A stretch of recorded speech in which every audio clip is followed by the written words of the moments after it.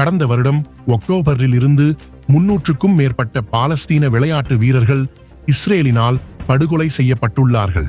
பாலஸ்தீனியர்களுக்கு எதிரான இஸ்ரேலிய போர் தொடர்ந்து நடந்து கொண்டிருந்தாலும் இம்முறை பாரிஸ் ஒலிம்பிக்கில் பாலஸ்தீனத்தை 8 விளையாட்டு வீரர்கள் பிரதிநிதித்துவப்படுத்துகிறார்கள். பலஸ்தீன மேற்கு கரையில் ஹமாஸ் அமைப்பின் தலைவராக பணியாற்றிய முஸ்தபா முஹம்மது அபு ஆரா உயிரிழந்துள்ளதாக தெரிவிக்கப்படுகிறது.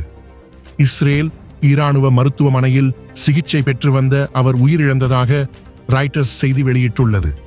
தெற்கு இஸ்ரேலில் உள்ள சிறை முகாமில் தடுத்து வைக்கப்பட்டிருந்த முஸ்தபாவுக்கு இஸ்ரேல் பாதுகாப்பு படையினர் உரிய சிகிச்சை அளிக்கவில்லை என பலஸ்தீன அதிகாரிகள் குற்றம் சாட்டுகின்றனர்.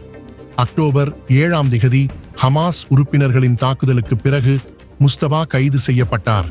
தான் கொல்லப்பட்டால் ஈரான் பூமியின் முகத்திலிருந்து அழிக்கப்பட வேண்டும் என்று ட்ரம்ப் கூறியுள்ளார்.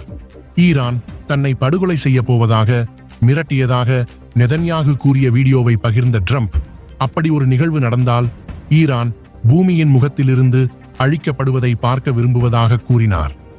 அவர்கள் ஜனாதிபதி ட்ரம்பை படுகொலை செய்தால் அது எப்போதும் சாத்தியமாகும். அமெரிக்கா ஈரானை அழித்து பூமியின் முகத்திலிருந்து துடைத்துவிடும் என்று நான் நம்புகிறேன் என்று முன்னாள் ஜனாதிபதி சமூக ஊடக பதிவில் கூறினார். அது நடக்கவில்லை என்றால் அமெரிக்க தலைவர்கள் தைரியமற்ற கோழைகளாக கருதப்படுவார்கள் என குறிப்பிட்டுள்ளார்.